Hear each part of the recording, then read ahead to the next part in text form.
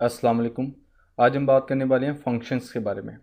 तो पीएचपी में बहुत सारे बिल्ट इन फंक्शंस हैं, लेकिन हम जो फंक्शंस इधर बनाएंगे वो होंगे यूज़र डिफाइंड फंक्शन। अब ये हम क्यों बनाते हैं? एक्चुअली सबसे पहले तो ये समझ लें कि फंक्शंस होते क्या हैं। अब फंक्शन जो कि एक ब्लॉक होता है, ब्लॉक ऑफ स्टेटमेंट आप कह लें, जिसको आप बार बार यूज़ कर सकते हैं जहाँ पर आप चाहें। और ये हर पेज के लोड होने पर ये एग्जीक्यूट नहीं होते, ये तभी एग्जीक्यूट होते हैं जबकि इसको कॉल किया जाए। अब कॉल यूज़र इससे कहाँ करना चाहता है वो उसके यूज़र के ऊपर होता है, उसकी रिक्वायरमेंट के लिहाज से। तो फंक्शंस को हम थोड़ा सा प्रैक्टिकली देख लेते हैं। तो सबसे पहले फंक्शन को बनाने के लिए आपके सामने एक सिंटैक्स आ रहा है। फंक्शन का बहुत सादा सा सिंटैक्स है, इसको वीडियो को पॉज करके एक बार देख लें। और अब हम जाके इसका फंक्शंस बनाते हैं। सबसे पहले हमने फंक्शन का कीवर्ड लिखना, फंक्शन। उसके बाद फंक्शन का नेम लिखना, आप कोई भी लिख सकते हैं, ABC मैं कह देता हूँ। अब यहाँ पर मैं एक बिल्कुल सिंपल सा फंक्शन बनाने लगा हूँ। बिल्कुल एक सिंपल सा फंक्शन सबसे पहले बनाते हैं। फंक्शन की ओपनिंग ब्रैकेट और क्लोजिंग ब्रैकेट। अब यहाँ पे मैं लिखता हूँ इको और दिस इज़ फंक्शन। ठीक है। अब जब यहाँ पर मैं अपने ब्राउज़र पर आके इसको रिफ़्रेश करता हूँ तो आप देखेंगे कि मुझे ब्राउज़र पे कुछ नज़र नहीं आएगा। उसकी वजह ये है कि जब मैंने पेज को रीलोड किया तो उसने मेरा जो फंक्शन की ब्रैकेट है उसको एग्जीक्यूट ही नहीं किया, क्योंकि मैंने उसको कॉल नहीं किया। अब ये जो इतना पीस ऑफ कोड है ये तब तक एग्जीक्यूट नहीं होता जब तक मैं इसको कॉल ना करूँ। अगर मुझे इसको कॉल करना है तो हमें क्या करना होगा? हमें जस्ट जाकर उस फंक्शन का नेम लिखना है। जैसे ABC मैंने लिखा है, यहाँ पर मैं जस्ट ABC और ये फंक्शन मेरा कॉल हो गया। अब जब मैं जाकर रीलोड करूँगा तो आप देखेंगे तो यहाँ पे लिखा आएगा दिस इज़ फंक्शन। तो ये अब मेरा फंक्शन जो है वो कॉल हुआ है। अब मैं यहाँ पर आपको थोड़ा बहुत पैरामीटर्स के बारे में बताना चाहता हूँ। अगर आप फंक्शंस को कोई वैल्यू पास आउट करना चाह रहे हैं तो वो किस तरह से करते हैं। तो मैं एक प्रोग्राम बनाता हूँ जिसके अंदर मैं दो वेरिएबल्स को सम कर लेता हूँ। सबसे पहले फंक्शन का नेम वही रहने देते हैं और यहाँ पर मैं एक दो पैरामीटर्स पास कर देता हूँ, दो वैल्यूज़ पास करता हूँ। सबसे पहले मैं पैरामीटर्स लिख लेता हूँ, एक $A, एक $B। ठीक है। यहाँ पर मैंने दो वैल्यूज़ लिखी, मैं और जितनी लिखना चाहूँ मैं लिख सकता हूँ अपनी मर्ज़ी के लिहाज से। अब इन दो वैल्यूज़ को वैल्यूज़ पास करनी है तो हम बाय तरतीब वैल्यू पास करेंगे। जैसे सबसे पहले $A की वैल्यू लिखी जाएगी, फिर $B की वैल्यू लिखी जाएगी। तो $A की वैल्यू लिखने के लिए जैसे मैं यहाँ कह देता हूँ 10 और फिर आगे $B की वैल्यू मैं 20 कह देता हूँ। अब यहाँ पर जो फर्स्ट वैल्यू मैंने लिखी है ये असाइन होगी $A को, और जो सेकंड वैल्यू मैंने लिखी है ये असाइन होगी $B को।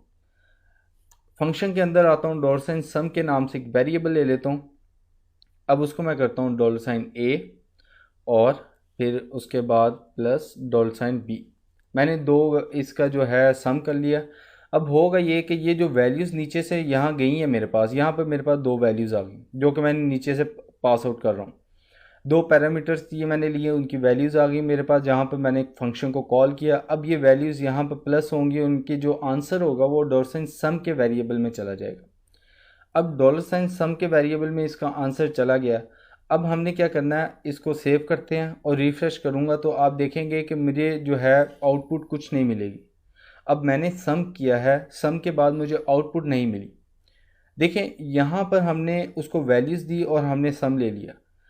अब इसमें जो वैल्यूज़ है, अगर आप चाहते हैं कि फंक्शन के अंदर कोई एक्शन मैं परफॉर्म करूं और उसकी आउटपुट पे मुझे कुछ आए, तो वो आउटपुट आप किस तरह से ले सकते हैं। तो हमारे पास यहाँ पर एक वर्ड आता है कीवर्ड रिटर्न के नाम से। अब रिटर्न क्या करना चाह रहे हैं, रिटर्न करना चाह रहे हैं $sum। तो यहाँ पर मैं लिखूँगा $sum। मैंने उसे कहा कि आप रिटर्न कर दो $sum। अब ये रिटर्न होगा कहाँ? ये रिटर्न होगा आपका इस फंक्शन के पास वैल्यू, इस फंक्शन के पास आपकी वैल्यू, ये रिटर्न की जो वैल्यू है वो इधर जाएगी। रिटर्न कर रहा है $sum, अब $sum की वैल्यू जाएगी ABC फंक्शन के पास। अब जब मैं इसको रिफ़्रेश करता हूँ तो फिर भी कोई फ़र्क नहीं पड़ेगा। अब देखिए मैं रिफ़्रेश करता हूँ, कोई आंसर नहीं है। या फिर अगर मैं इसको अब मैं कहूँ कि $sum जो है ये उसने रिटर्न किया और मैं इसको यहाँ पे इको करवा सकता हूँ, तो ये मेरे पास एरर जनरेट करेगा। मैंने इको कराया तो ये मुझे एरर देगा। देखिए मुझे एरर दे रहा है। अब इसको गेट किस तरह से करना है। अब वैल्यू जब मैं आपको बता रहा हूँ कि जब हम रिटर्न करते हैं तो वैल्यू वो देता है अपने फंक्शन को। तो अगर आपने इसकी वैल्यू प्रिंट करवानी है तो उसके लिए आपने सिंपल लिखना है इको और आगे वो फंक्शन। अब देखिए यहाँ पर 10 आ गया, 20 आ गया, अब इन दोनों का सम करेंगे 30 आएगा। अब मेरे पास यहाँ पर 30 प्रिंट होगा। मैं ब्राउज़र पर जाकर रिफ़्रेश करता हूँ, देखिए मेरे पास 30 जो है वो प्रिंट हो रहा है। अब अगर आप चाह रहे हैं कि आप फंक्शंस की वैल्यू किसी नए वेरिएबल में लिख लें तो उस सूरत में आपने क्या करना है, आपने यहाँ पर क्या करना है, $, एक वेरिएबल ले लें, वैल्यू लिख लें उस वेरिएबल की और ये यहाँ पर सेव कर दें। और जब यहाँ पर आकर अब आप रिफ़्रेश करेंगे तो आपकी जो आउटपुट चली जाएगी, ठीक है, क्योंकि अब हमने उसकी वैल्यू ले लिया वैल्यू के वेरिएबल में। अब हम इसको इको कराते हैं वैल्यू, ठीक है। अब हमारा जो है आंसर जो है वो प्रिंट होगा। रिफ़्रेश करता हूँ तो मेरा आंसर प्रिंट हो रहा है। एक बार मैं आपको ओवरव्यू दे दूं। सबसे पहले हमने फंक्शन का कीवर्ड लिखा, एक नेम रखा, फंक्शन का आप कुछ भी रख सकते हैं। मैंने 2 पैरामीटर्स पास किए।